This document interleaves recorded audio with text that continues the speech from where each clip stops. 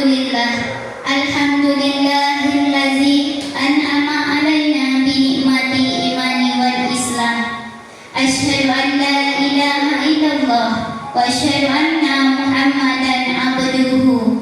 Allahumma salli ala sayyidina Muhammad wa ala alihi wa sahbihi ajma'in. Amma ba'du. Puji syukur mari sama-sama kita panjatkan kepada Allah Subhanahu wa taala, yang mana oleh Allah yang telah memberikan kita kesehatan sehingga kita dapat berkumpul di ruangan yang berbahagia ini. Selawat beriringi salam, mari sama-sama kita sanjung sajikan kepada junjungan alam Nabi besar Muhammad sallallahu alaihi wasallam, yang mana oleh beliau yang telah membawa kita dari alam kebodohan ke alam yang penuh dengan ilmu pengetahuan. Penghormatan saya kepada Kepala Sekolah SMP Negeri 1 Darul Ihsan, Bapak Mustafa Kamal SPD. Penghormatan saya kepada Bapak Ibu selaku rekan sejawat saya yang sudi kiranya meluangkan waktu untuk ikut partisipasi di dalam diseminasi yang akan dipaparkan oleh Ibu Fitri Yanti Nasution. Bapak Ibu, untuk memulai acara ini agar kegiatan kita pada hari ini berjalan lancar dan bermanfaat bagi kita semua, mari kita membacakan Bismillah. Bismillahirrahmanirrahim. Baik Bapak Ibu, terima kasih. Acara selanjutnya, kata-kata sambutan yang akan diberikan oleh Kepala Sekolah SMP Negeri 1 Darul Ihsan kepada Bapak Mustafa Kamal SPD. Saya persilakan.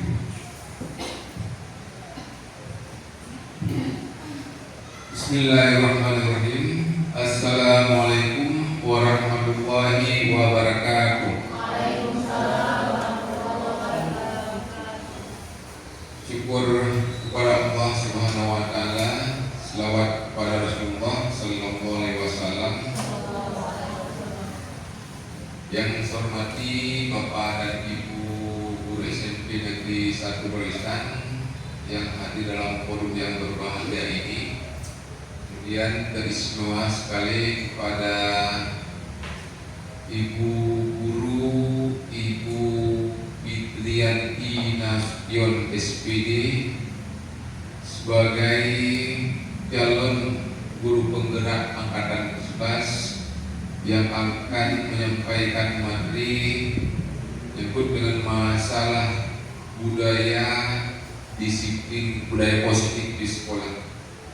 Nah, Bapak dan Ibu yang kami muliakan, pertemuan kita pada hari ini adalah pertemuan yang sangat berguna tentunya untuk kita pribadi, dan juga imbasnya nanti kita akan terapkan di sekolah buat anak-anak didik kita, karena seyogyanya sebenarnya tanpa harus ada diberikan materi oleh orang lain, kita sendiri memang harus tergerak untuk menerapkan perilaku-perilaku yang positif di sekolah.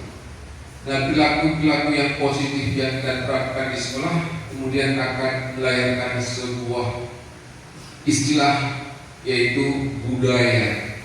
Budaya adalah hasil cipta karsa manusia. Jadi apapun perilaku kita yang sudah kita lakukan merupakan dari buah pola pikir, maka itu akan disebut dengan budaya. Budaya itu ada yang berwujud konkret dan ada yang tidak berwujud.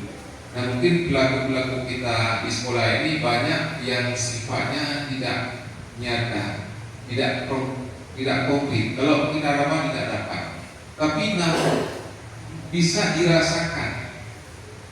Nah, hal-hal yang dirasakan ini kira-kira positif, maka inilah yang disebut dengan budaya positif di sekolah.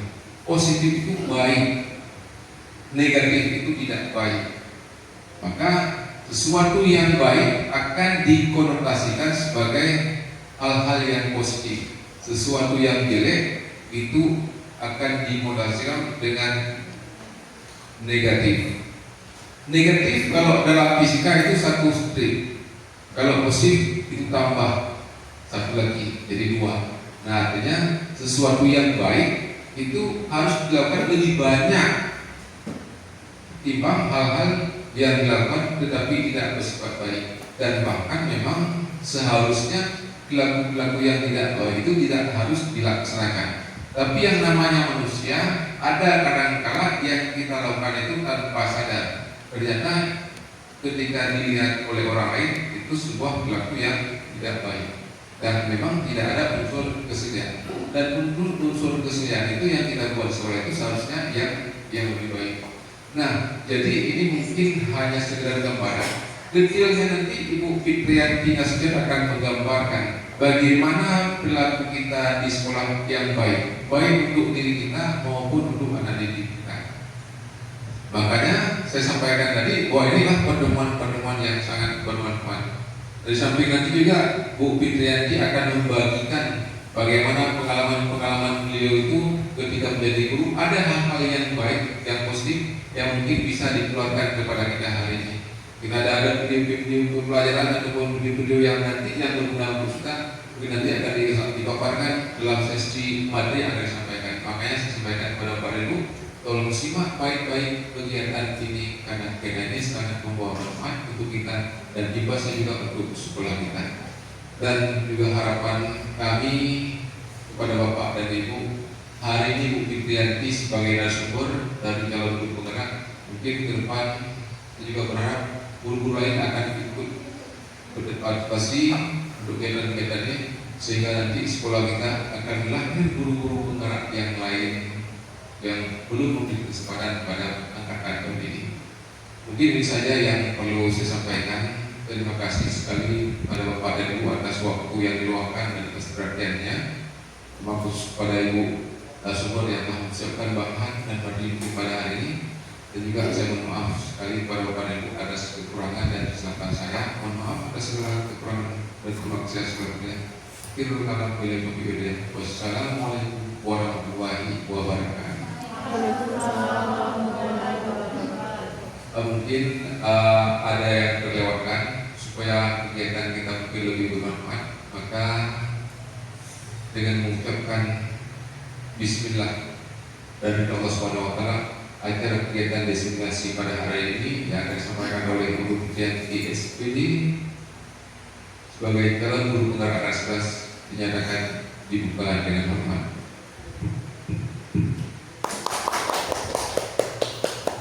Sekali lagi, billahi taufiq. Wassalamualaikum warahmatullahi wabarakatuh.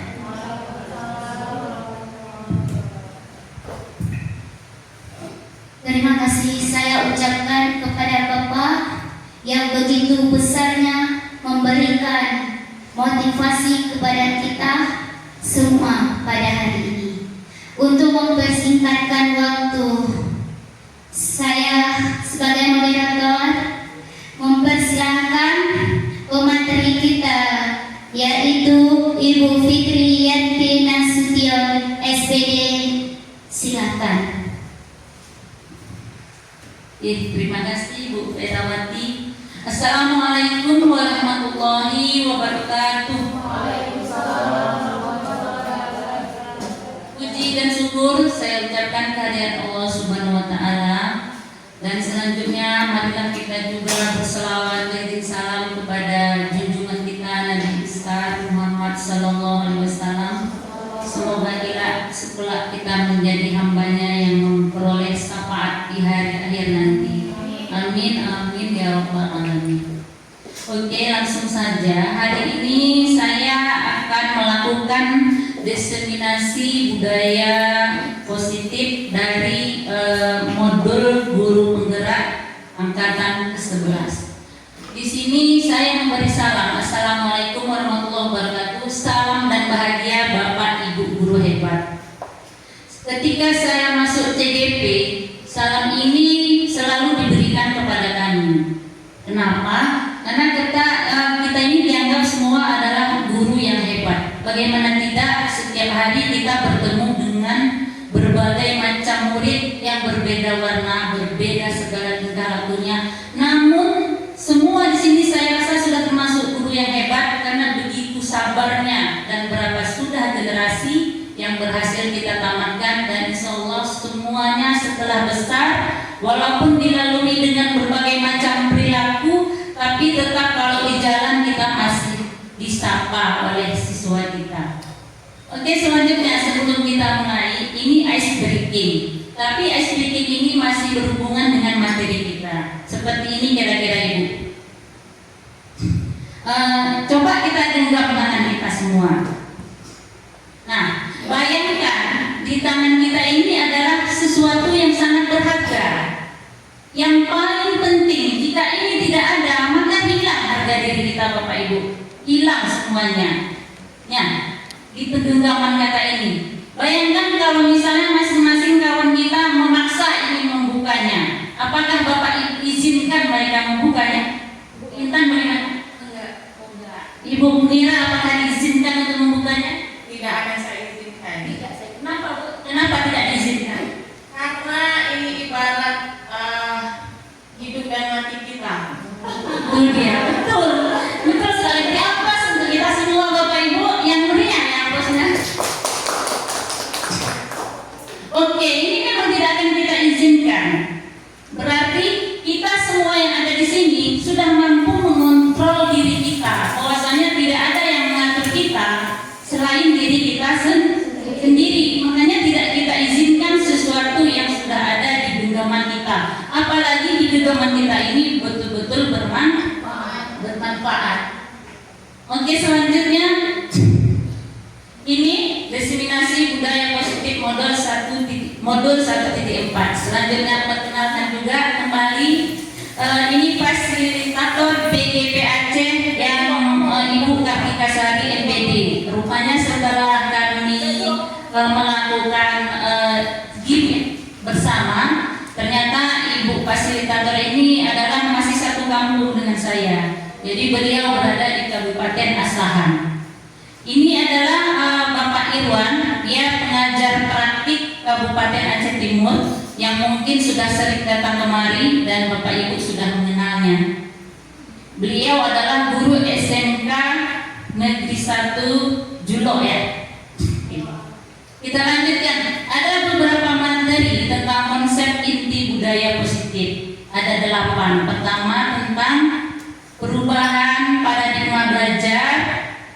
Kedua, disiplin positif. Yang ketiga, nilai-nilai kebajikan. Yang keempat, kebutuhan dasar manusia. Yang kelima, motivasi perilaku manusia. Yang keenam, posisi kontrol guru. Dan yang ketujuh, keyakinan kelas, serta kedelapan, segitiga restitusi. Selanjutnya, apa itu budaya positif? Saya rasa semua sudah paham kalau budaya berarti adalah sesuatu yang sudah biasa. Budaya Aceh berarti budaya kita, budaya yang sudah kita biasakan sejak dari zaman dahulu. Berarti kita ambil yang budaya positif. Apa itu? Yaitu merupakan perwujudan dari nilai-nilai atau keyakinan universal yang diterapkan di sekolah. Budaya positif diawali dengan perubahan paradigma tentang teori kontrol. Jadi nanti ada teori kontrol yang akan mengontrol diri kita masing-masing, menjadikan kita berperilaku seperti apa ke depannya sebagai seorang guru terhadap murid. Lanjut, ini adalah modul pertama, pembelajaran dengan paradigma baru. Di mana dalam pembelajaran pendidikan sekarang guru semestinya membudayakan budaya positif dalam menuntun anak-anak bangsa agar mereka lebih merdeka dalam proses pembelajaran di kelas, bahkan dalam lingkungan pendidikan. yang diibaratkan seperti taman menurut konsep Ki Hajar Dewantara. Jadi ketika kami masuk sebagai guru penggerak, yang diajarkan itu adalah konsep pendidikan menurut Ki Hajar Dewantara. Ternyata konsep Ki Hajar Dewantara itu guru itu adalah hanya sebagai menuntun kodrat anak. Artinya anak kita di sini Bapak Ibu, kalau memang dia tidak pandai, kita tidak boleh memaksa. Misalnya dia tidak suka sesuatu hal, kita tidak boleh memaksakan itu. Misalnya dia sesuatu yang lain, kita hanya tuntun dia. Misalnya di sini anak kita ada yang memang istimewa dalam hal lambat membaca mungkin. Nah, mau kita paksa dia pelajaran yang mendeskripsikan seperti bahasa Indonesia, dia tidak mampu. Lalu kita memarahinya, lalu kita menganggap dia tidak bisa mengikuti pelajaran. Nah, di sini nanti perlunya pembelajaran berdiferensiasi. Jadi anak yang tidak mampu kita kelompokkan sama yang tidak mampu, kita kasih dia materi yang berbeda semampunya Bapak Ibu. Meningkat sedikit saja menurut Ki Hajar Dewantara, berarti kita sudah berhasil menuntun murid tersebut. Kita tidak berharap murid itu pandai ilmu fisika yang menjawabkan rumus sampai itu langka. Murid kita langka seperti itu. Jadi kita sebagai guru hanya menuntun kodratnya. Misalnya kodrat anak itu mampunya hanya membaca. Jadi berikan dia bacaan, nanti untuk tingkatkan membaca lebih baik lagi. Karena menurut fasilitas kami, tidak semua orang sukses itu berasal dari kesuksesan yang dari sekolah. Misalnya YouTuber. Itu seperti yang kita tahu, Atta Halilintar setelah jadi YouTuber baru mengambil ijazah SMP. Nah, untuk kesuksesan itu zaman sekarang, karena kita berhidup di zaman yang berbeda dari zaman kita dahulu, maka kita tidak boleh memaksakan sesuatu yang murid itu tidak mampu. Jadi kita hanya menuntun kodratnya supaya lebih meningkat, walaupun hanya sedikit. Insya Allah kita sudah berhasil meningkatkan pengetahuan dari anak tersebut. Lanjut, ini ada beberapa dimensi profil pelajar Pancasila. Saya rasa ini tidak asing karena ini adalah yang selalu disebutkan pada kurikulum Merdeka. Baik itu yang pertama, beriman bertakwa kepada Tuhan Yang Maha Esa dan berakhlak mulia. Dan ini juga sesuai dengan visi SMP Negeri 1 Darul Ihsan, mewujudkan peserta didik yang berprestasi dan berakhlak mulia. Kita sudah punya nih insya Allah. Yang kedua itu adalah berkebinekaan global. Artinya berkebinekaan global itu setiap guru memandang siswanya adalah sama. Tidak boleh membedakan, oh ini anak orang lumayan, jadi harus disanjung-sanjung, tidak. Oh ini anak kurang mampu, nggak apa-apa kalau dia nggak bisa, biarkan aja. Nah, kita harus memiliki jiwa berkebinekaan global agar siswa itu semuanya merasa adil kita perlakukan di dalam kelas. Yang selanjutnya bergotong royong. Ini bergotong royong kita sudah sering melakukannya, bahkan SMP Negeri 1 Darul Ihsan setiap Sabtu sudah ada program tersebut. Dan selanjutnya adalah kreatif, bernalar kritis, dan mandiri. Nah ini diharuskan guru dapat membimbing siswanya berkreatif, bernalar kritis, dan mandiri. Kita lanjut, contoh. Apa contohnya yang telah kita lakukan sesuai dengan profil belajar Pancasila?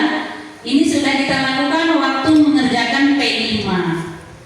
Nah, P5 itu adalah sebuah proyek yang mencerminkan profil pelajar Pancasila, di mana melalui model proyek perencanaan pembelajaran itu dapat diimplementasikan dengan konsep pembelajaran berdasarkan PBL atau Project Based Learning. Ini kalau guru yang mau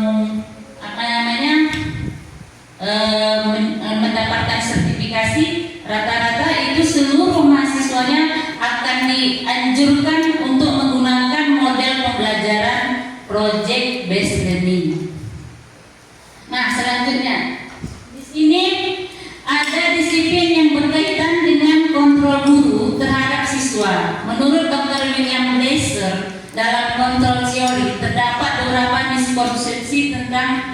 kontrol. Yaitu di sini gambarnya di belakang ini guru ya Bapak Ibu, di depannya murid. Jadi guru itu telah mengunci muridnya. Jadi ini adalah sebuah ilusi yang tidak boleh kita lakukan. Yang pertama, ilusi guru untuk mengontrol murid. Seperti genggaman kita tadi, perilaku siswa itu tadi seperti di genggamannya, dia tidak akan mau berubah jika dia tidak sendiri merubahnya. Bahkan di dalam Al-Quran pun sudah disebutkan tidak akan merubah sesuatu umat itu jika dia tidak merubahnya sendiri. Jadi kuncinya kita tidak memaksa, tapi menumbuhkan bagaimana kesadaran peserta didik itu untuk bisa mengubah dirinya menjadi lebih baik. Nah yang kedua, ilusi bahwa penguatan positif efektif dan bermanfaat. Memang penguatan positif perlu dilakukan, tapi dalam hal yang bagaimana? Nanti kita lihat perilaku guru yang bagaimana menguatkan positif yang efektif dan juga bermanfaat. Selanjutnya, ilusi bahwa kritik dan membuat rasa bersalah mampu menguatkan karakter. Yang ini saya pribadi itu sering saya lakukan. Jadi setelah saya CGP saya juga sadar. Saya sering bilang ke anak-anak, kamu kok kayak gitu, nggak mikir orang tua di rumah. Sayang lah mamanya di rumah. Nanti kalau kamu pulang mamanya dalam keadaan cantik atau tidak? Tidak bu, baru pulang nyuci, baru pulang kerja. Nah coba bayangkan kamu sudah melakukan apa, sehingga saya membuat anak itu merasa bersalah. Dan itu ternyata di dalam pendidikan guru penggerak masih belum cukup kita buat seperti itu. Dan saya juga masih belajar Bapak Ibu. Saya juga tidak sepenuhnya dalam melakukannya, tapi dalam hal ini saya akan mencoba belajar perlahan. Walaupun nanti pada hakikatnya perilaku saya masih belum mencerminkan tentang guru yang baik. Yang selanjutnya, ilusi bahwa orang dewasa berhak memaksa. Jangankan kepada murid, kepada anak kita sering kita lakukan ya Ibu. Kita paksa dia, bu, mak saya mau masuk SMP aja, nggak mau masuk pesantren. Namun kita paksa.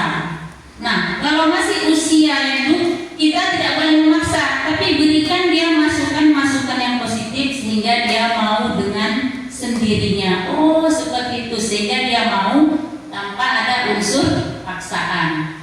Nah, bagaimana cara kita mengubah paradigma stimulus respon itu ke pendekatan teori kontrol? Selanjutnya kita lihat di sini ada 8 stimulus respon tentang dunia dan ada teori kontrol tentang dunia juga 8. Di sini adalah pendapat respon yang menurut kita selalu kita lakukan, dan yang sebelah sini adalah yang harus kita lakukan terhadap peserta didik. Yang pertama, kita selalu menganggap bahwasannya kebutuhan kita sama, sehingga saat belajar, anak ibu tolong tulis tugas ini sampai selesai. Semua harus kumpul ya. Jangankan ibu, saya juga melakukan itu. Tapi ada beragam orang tidak mengumpul. Nah, bagaimana? Sehingga kita menganggap kebutuhannya sama, sementara dia untuk melihat jawaban aja sudah ada di depan matanya, sudah ada di bukunya, namun dia tidak mampu untuk memindahkan jawaban itu ke kertas yang sudah ada pada dirinya. Nah, itu ada pada murid kita. Jadi bagaimana karena kita anggap sama, jadi soalnya sama, materinya sama. Nah, kalau dalam pembelajaran berdiferensiasi kita diharapkan memberikan perlakuan berbeda. Jadi kami juga pernah menanya, jadi Bu, kami sebagai guru harus gimana? Ada di sana kelompok sini. Ibu itu juga jangan bilang, apakah guru itu harus berbagi kepala dan pikirannya? Guru ini kan bukan Superman. Harus ke sana, harus ke meja ini, ke meja A, B, C, D. Nah, itu semua ada tekniknya dalam pembelajaran berdiferensiasi yang insya Allah akan kami terapkan di modul 2.1 dan nanti akan kami praktekkan di kelas bersama PP yang akan mendampingi kami. Ini lagi belajar kami tentang pembelajaran berdiferensiasi. Jadi bagaimana memberikan materi terhadap siswa yang berbeda-beda kemampuannya.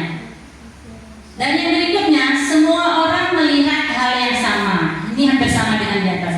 Padahal setiap orang memiliki gambaran berbeda. Begitu juga dengan siswa kita.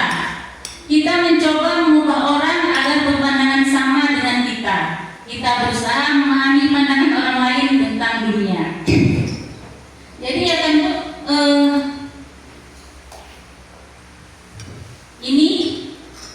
ini kita mencoba mengubah orang agar berpandangan sama dengan kita, kan tidak mungkin ya Bapak Ibu ya.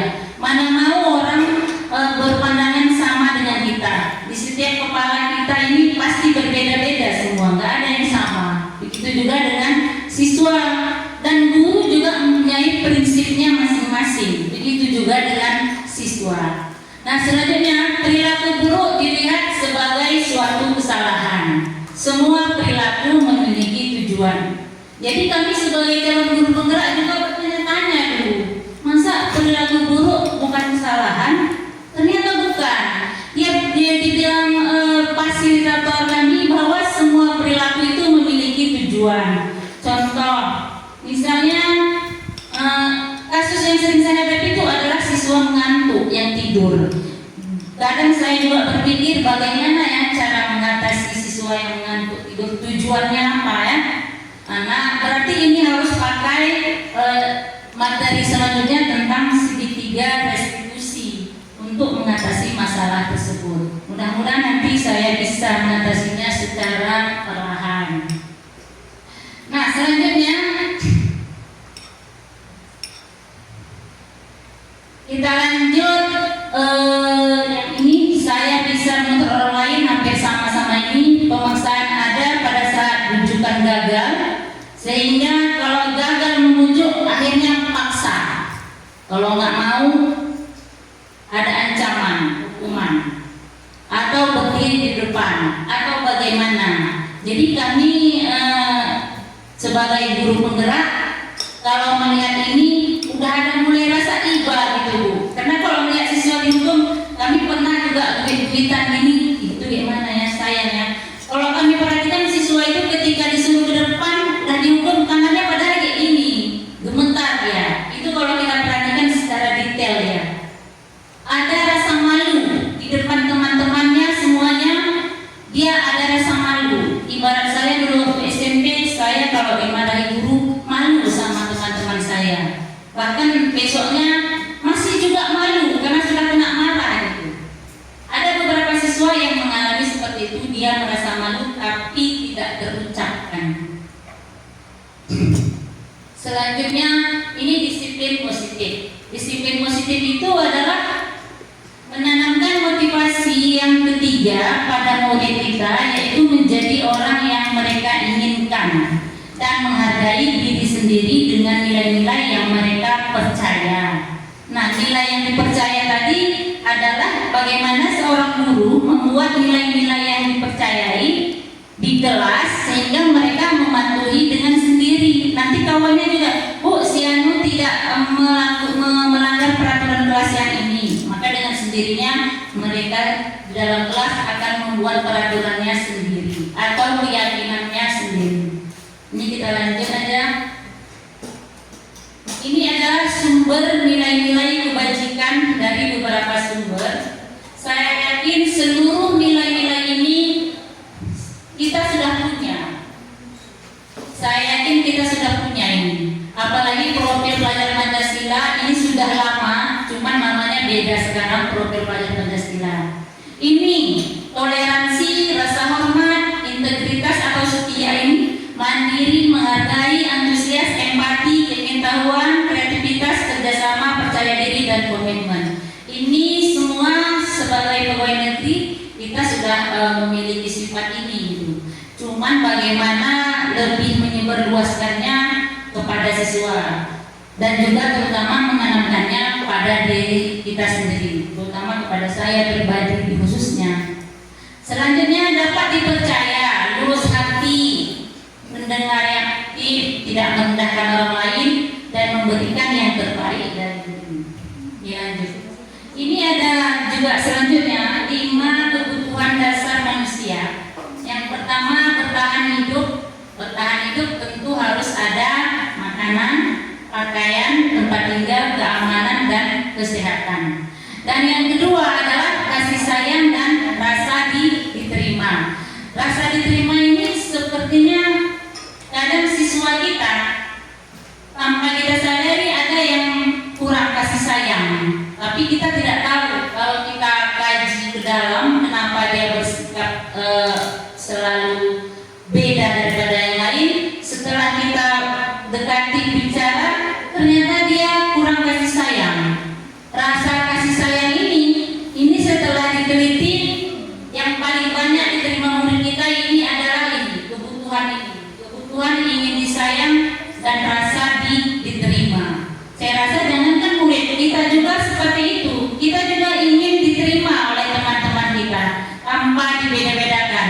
Kita bisa masuk ke teman yang ini, kita bisa ke teman yang ini. Jadi kita tidak boleh membedakan teman ini kurang baik, teman ini tidak enak. Jadi semua kita harus berteman. Selanjutnya ini penguasaan ingin berkuasa. Berkuasa artinya menaikkan harga diri. Setiap orang berkuasa menaikkan harga dirinya. Keinginan untuk dianggap kalau dia pandai. Murid juga kayak gitu, Bu. Jadi kalau dia pandai, bilang aja, "Oh, hebat anak Ibu." Beri aplaus, beri tepuk tangan. Jangan segan-segan memberikan penguatan yang seperti itu. Yakinlah, Bu, murid senang sekali kalau dipuji. Murid senang dipuji. Jadi apalagi kalau kita buat seperti bukan hadiah ya, kita kasih bintang kecil, kita tulis buku bintang kecil, kemudian kita cat atau kita download bintang-bintang itu, maka yang berhak mendapat bintang adalah si anu, kita tempel di bukunya. Saya sudah lakukan itu, Bu, kita tempel di bukunya. Maka ketika selesai belajar, mereka sibuk membanding-bandingkan bintang yang telah mereka peroleh. Jadi tanpa memberikan suatu hadiah yang bisa membuat iri orang lain. Nah, selanjutnya adalah kesenangan.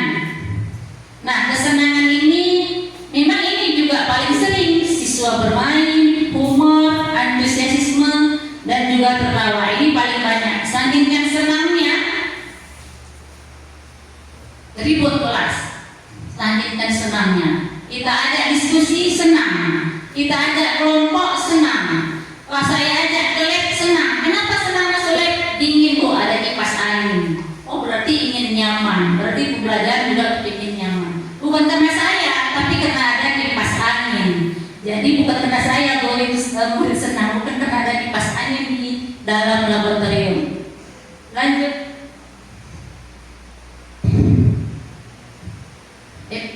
Kelebihan ini. Oke, ini ada hukuman, konsekuensi, dan restitusi. Kalau hukuman itu biasanya tiba-tiba keluar dari seorang guru. Kau menghukum, terlambat. Kamu terlambat ya, berdiri di sana. Nah, itu tanpa kita sadari kan. Lalu tanpa kita sadari ternyata kita sudah memberikan sebuah hukuman. Nah, kalau konsekuensi bagaimana? Konsekuensi itu sudah disepakati di seluruh kelas. Anak-anak Ibu, kalau kita terlambat apa hukumannya? Jadi semua sudah sepakat di dalam kelas. Bu, kalau terlambat membersihkan ini, Bu, sepakat. Tapi konsekuensi ini juga tetap membuat siswa tidak nyaman. Nah, bagaimana berikutnya?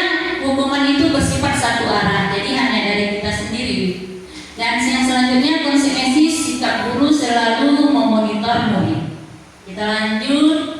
Ini ada 5 posisi kontrol guru. Yang pertama sebagai penghukum, pembuat merasa bersalah, dan sebagai teman, pemantau, dan juga manajer.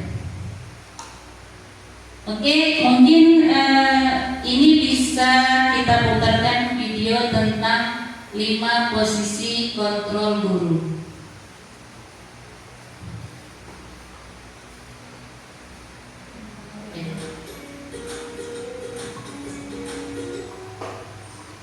Salam bahagia Ibu dan Bapak Guru hebat. Dalam penerapan disiplin positif restitusi, salah satu program yang dikembangkan adalah 5 posisi kontrol.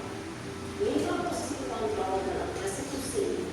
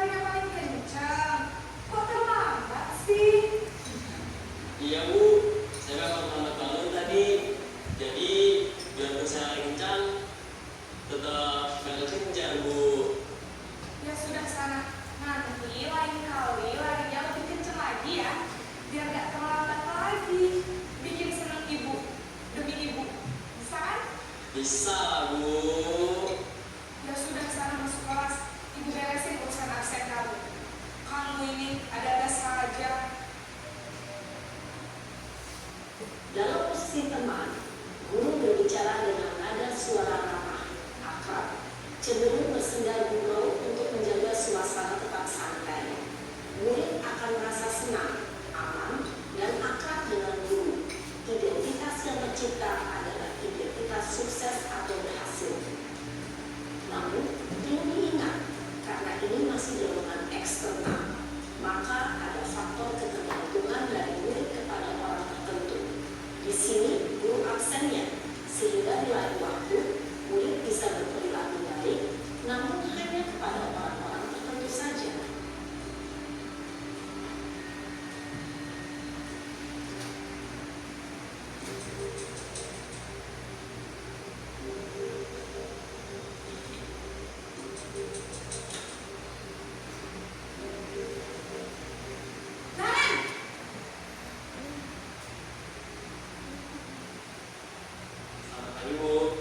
Naren, apa peraturan sekolah kita tentang jam berapa kita harus masuk sekolah, Nak?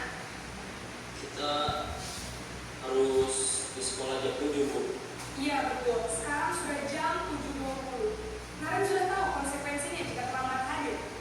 Paham, Bu? Saya harus tinggal kelas pas jam istirahat selama 20 menit. Iya, benar. Konsekuensinya demikian. Jadi nanti jam 9.30 pas istirahat, kamu harus tinggal di kelas, kerjakan tugas tambahan untuk ketertinggalan kamu, ya? Baik, Bu. Posisi pemantau mengandalkan penghitungan atau data untuk mengontrol murid. Guru mengarahkan murid berdasarkan peraturan dan konsekuensi. Seorang pemantau menunjukkan bahasa tubuh dan ekspresi wajah yang datar dan cenderung formal.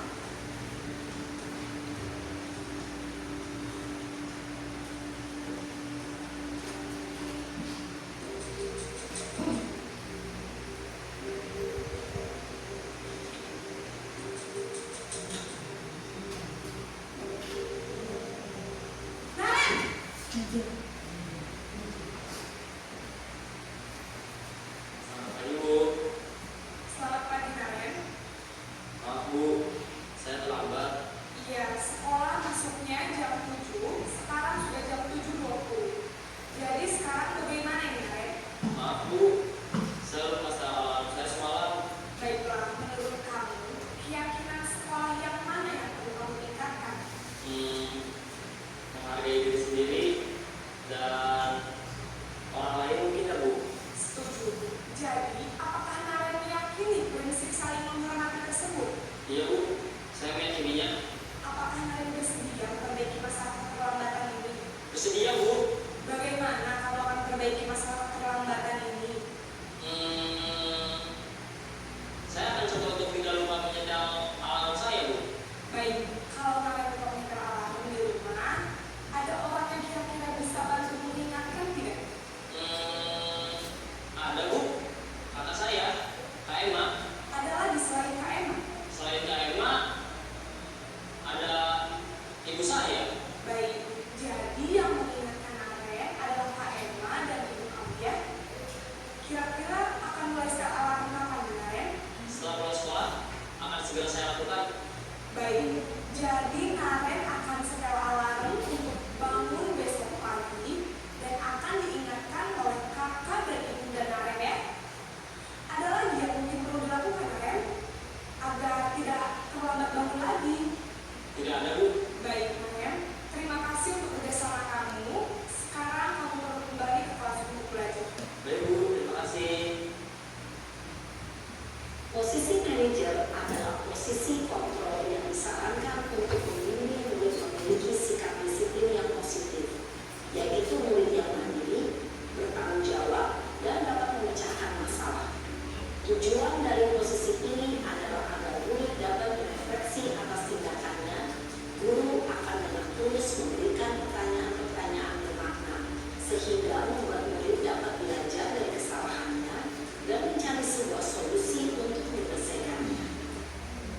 Oke, saya ingin salah seorang guru menanggapi dari video ini, apapun tanggapannya kita refleksikan sekarang. Kira-kira ada yang mau menanggapi video ini, Bapak Ibu? Apakah setuju atau tidak, dan yang mana yang baik dan atau tidak? Ayo Bapak Ibu, Bu Yusmida ingin menanggapi video barusan. Oh, Ibu Zatul Fikar ingin, silakan Bu. Menanggapi isi video yang baru selesai kita tonton, apa tanggapan Ibu terhadap video tersebut? Terima kasih kepada Ibu Fitriyanti Nasution. Apa yang hari ini telah kita saksikan itu semuanya merupakan pembelajaran untuk kita semua, yaitu posisi kontrol kita itu ada di mana. Kita yakin apa yang kita lakukan sekarang itu semuanya keinginan kita untuk membentuk karakter anak itu dengan baik. Cuma kita sekarang untuk lebih mengintrospeksi diri supaya anak didik kita itu tidak takut dengan kita. Mungkin kita bisa melihat di mana posisi kita hari ini, apakah di teman ataukah di manajer dan ketiga lainnya. Mungkin itu saja Ibu. Terima kasih atas kesempatan yang diberikan. Assalamualaikum warahmatullahi wabarakatuh. Waalaikumsalam warahmatullahi wabarakatuh. Terima kasih Ibu Zatul Fikar telah memberikan respon terhadap video yang barusan. Jadi video tersebut mudah-mudahan bisa mengubah diri kita walaupun tidak banyak, sedikit demi sedikit, karena perubahan itu tidak cepat. Saya pribadi juga harus belajar banyak hal.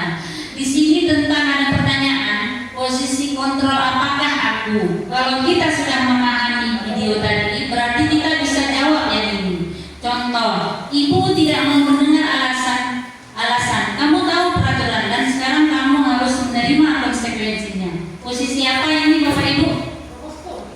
Penghukum ya, bagus Bu. Berarti dari video tadi sudah bisa membedakan kalau ini adalah posisi penghukum. Nah, selanjutnya yang kedua, coba baca berita.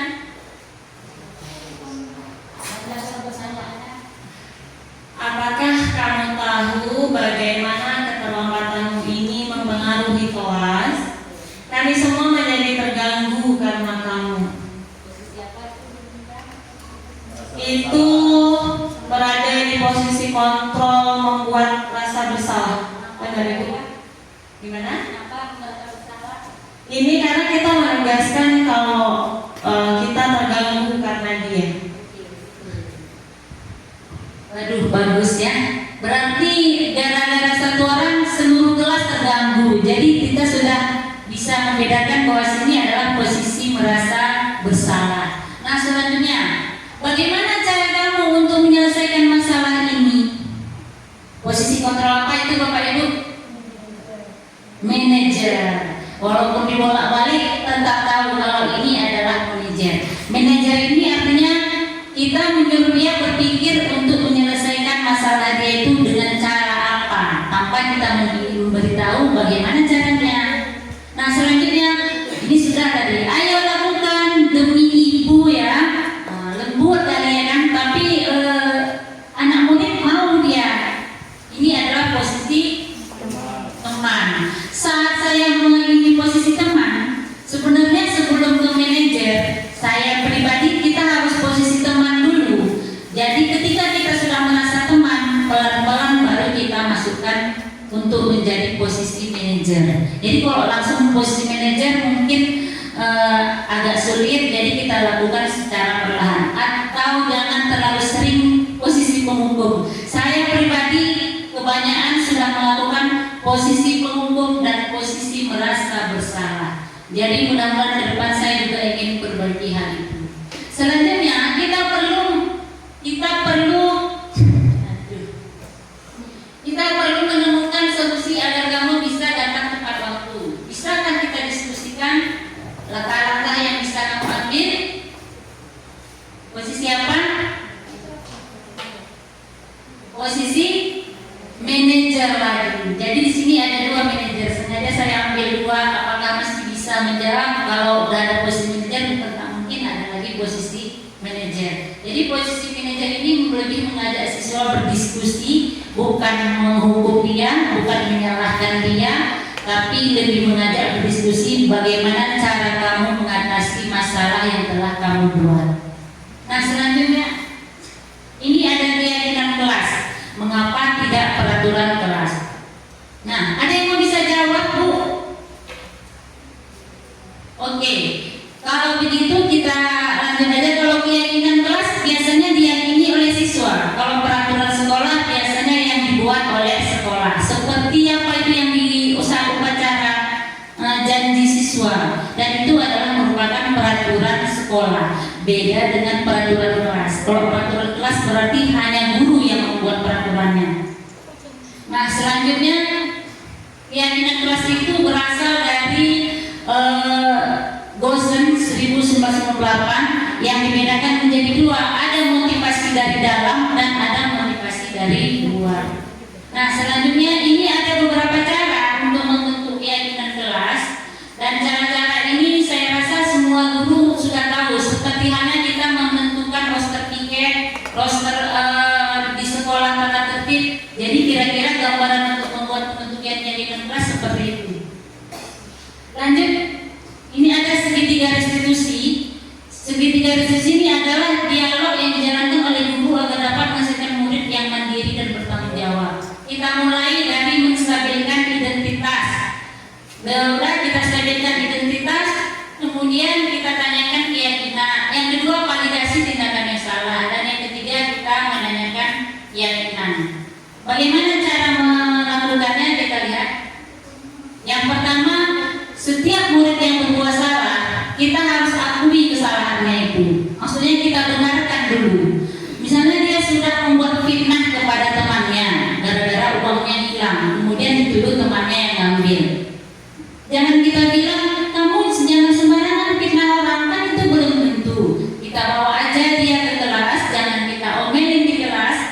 Selanjutnya kita bilang, kamu kenapa memfitnah orang? Iya, karena uang saya hilang, Bu, katanya. Ya wajar kalau dia sedih uangnya hilang, ya kan? Kalau siangnya, oh jadi wajar kalau saya marah. Jadi identitas dia lebih stabil gitu, jadi tidak terlalu emosi. Dan selanjutnya kita validasi tindakan dia. Tentu dia punya alasan mengapa melakukan hal itu. Ketika ini saya lakukan segitiga restitusi, kenapa dia melakukan itu? Ternyata temannya itu setahunnya dari SD sudah pernah mencuri, sehingga di SMP dituduh lagi gitu alasan dia. Dan itu sesuatu yang dibuatnya untuk supaya kesalahan temannya itu diketahui oleh seluruh guru ataupun teman-temannya. Dia bersifat mempermalukan temannya.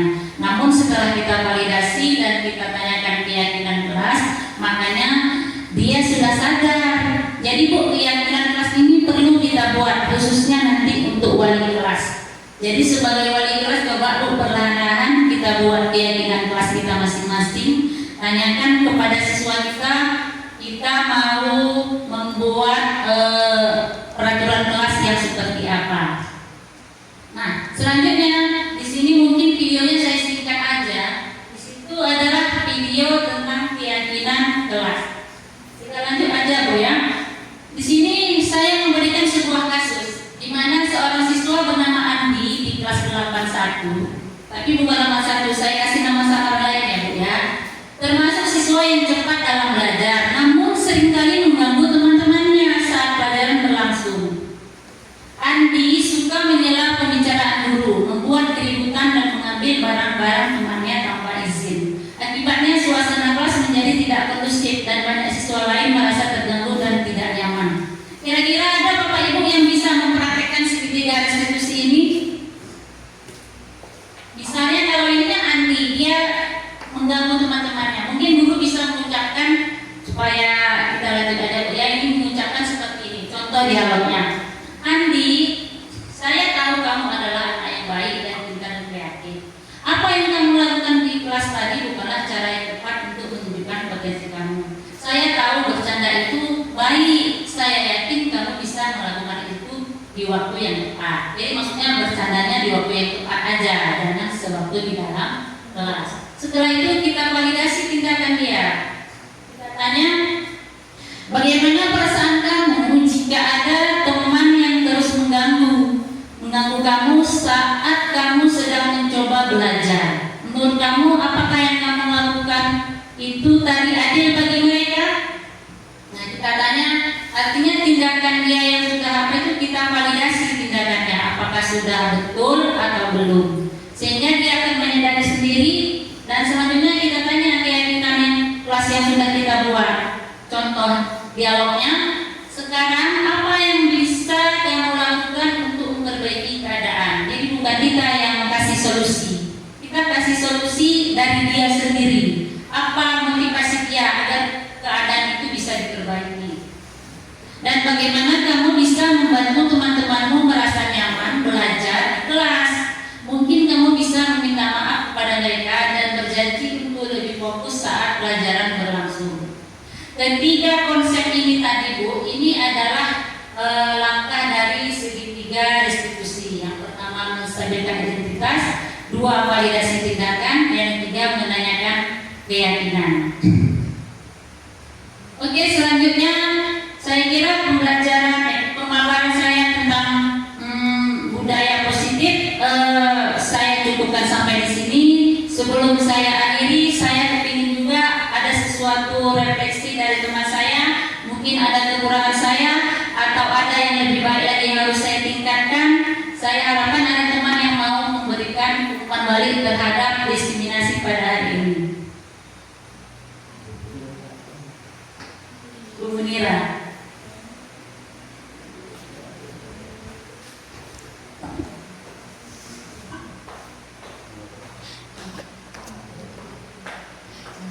Baik, Assalamualaikum warahmatullahi wabarakatuh. Setelah kegiatan hari ini, saya menjadi paham seharusnya berada di posisi kontrol mana saya sebagai seorang guru. Kemudian saya juga menjadi sadar bahwa selama ini saya sering berada di posisi kontrol yang salah atau tidak tepat. Ya, jadi untuk itu saya ucapkan terima kasih banyak kepada Ibu Fitriyanti Nasution SPD yang telah memberikan materinya untuk kami hari ini. Sejauh ini saya rasa pemaparan materi oleh Ibu Fitri sudah sangat baik, cukup jelas dan juga menarik. Kami menjadi sangat paham. Terima kasih Bu Fitri. Assalamualaikum warahmatullahi wabarakatuh. Oke, terima kasih juga kepada Ibu Munira yang telah memberikan respon terhadap pembelajaran pada hari ini. Saya sebenarnya masih dalam tahap belajar dan saya hanya menyampaikan apa yang sudah saya terima dan saya wajib menyampaikan dan itu sesuai dengan instruksi yang ada di pendidikan guru penggerak. Saya sebagai dari pribadi saya, kalau dibilang belum baik juga belum baik, dibilang hebat juga belum hebat. Jadi belum ada apa-apanya. Saya juga masih dalam proses belajar, proses menjalani, dan saya juga tidak merasa seperti orang hebat. Dan semuanya ini saya harapkan menjadi pembelajaran bagi diri saya khususnya, juga kepada teman-teman saya. Mari kita sama-sama menerapkan segala budaya positif yang ada di sekolah. Dan semoga budaya positif ini dapat memberikan dampak dan manfaat yang baik bagi kita, khususnya bagi siswa SMP Negeri 1 Gayosan. Sekian pemaparan dari saya akhiri dengan Assalamualaikum warahmatullahi wabarakatuh. Saya kembalikan ke moderator.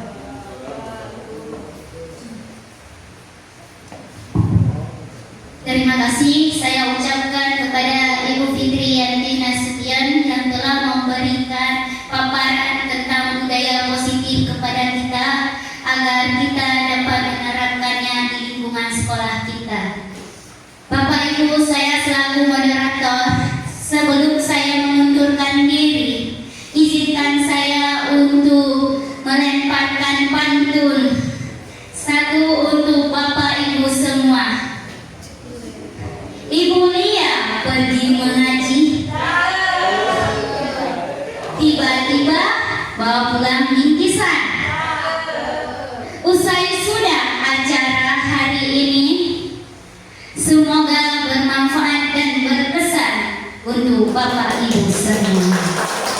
Saya akhiri dengan wabillahi taufiq wa hidayah. Wassalamualaikum warahmatullahi wabarakatuh.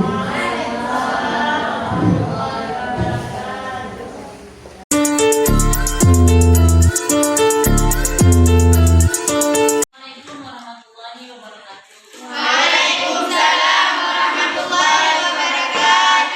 Anak-anak ibu semua, hari ini kita akan membuat keyakinan kelas pada kelas kita, yaitu kelas 9.2. Jadi keyakinan kelas ini adalah hal-hal yang ingin kamu terapkan di dalam kelas. Yang ingin diterapkan di dalam kelas. Apa saja yang ingin kalian patuhi jika temannya melanggar, kita buat di dalam kertas ini. Jadi nanti ide-idenya semuanya harus memberikan ide-ide apa saja yang harus kita buat untuk keyakinan kelas kita. Paham ya? Paham. Ini Bu berikan satu-satu, lalu tuliskan masing-masing idenya apa untuk keyakinan kelas. Contoh, misalnya Bu kami ingin kelasnya bersih, Bu kami ingin semuanya datang tepat waktu, Bu kami ingin tidak ada yang merusak gorden atau jendela. Bisa? Bisa. Oke, kita mulai ya. Ini bukan satu-satu, tuliskan di sini ya. Nanti yang sudah selesai menulis boleh ditempelkan di sebelah kiri, sebelah sini, kanan. Ya, yang sudah jadi nanti ini kita tempel di sini. Nanti akan kita tempel di dinding kelas kita ya. Boleh siapkan penanya, tuliskan idenya, kepinginnya apa yang kita buat di kelas kita ini, apa kepinginnya, tuliskan aja. Semuanya boleh menuliskan apa yang diinginkan.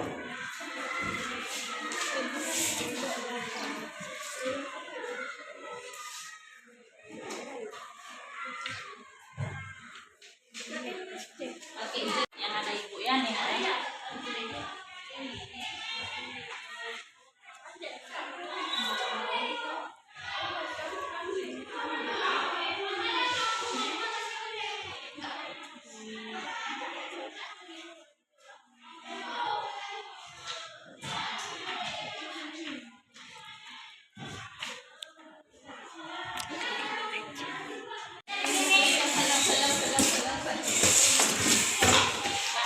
Yang rapi.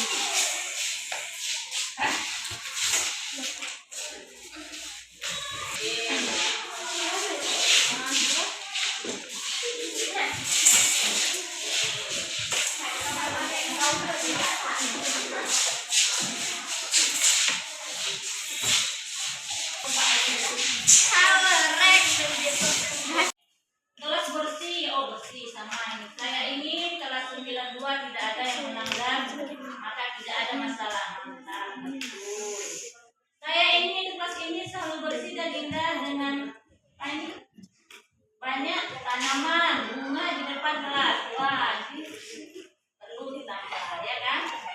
Kalau piket datang tepat waktu, bagus. Ini berarti menjaga disiplin.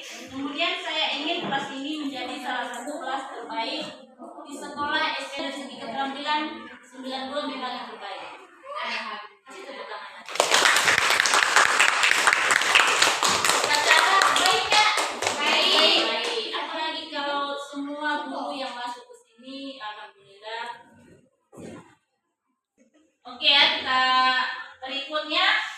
Seluruh keyakinan kelas yang sudah kalian tulis akan ibu rangkum. Rangkumannya adalah ada beberapa sudah tertulis rangkuman yang ibu buat. Pertama, setiap anggota kelas perlu hormat pada setiap teman. Ada nggak tadi? Saling menghargai tadi? Ada. Kalau ada ya? Ya betul. Setuju ini? Setuju. Kita tempel ya rangkuman dari sini satu. Kemudian kalau piket tadi supaya cepat datang ya, di sini buat tepat waktu dan disiplin. Setuju? Oke, kita buat di sini tepat waktu dan disiplin. Kemudian kita ini jangan banyak-banyak supaya semuanya bisa ingat. Kelas ini bisa kita terapkan di beberapa bulan lagi ini sebelum kita tamat kelas 9. Oke, Bu sudahi. Assalamualaikum warahmatullahi wabarakatuh. Waalaikumsalam warahmatullahi wabarakatuh. Assalamualaikum warahmatullahi wabarakatuh. Perkenalkan, nama saya Bu Yasira. Saya mewakili kelas 92. Kami baru saja selesai membuat keyakinan kelas secara diskusi bersama wali kelas Ibu Fitri Yanti Nasution, dan kami akan berusaha untuk melaksanakannya. Assalamualaikum warahmatullahi wabarakatuh.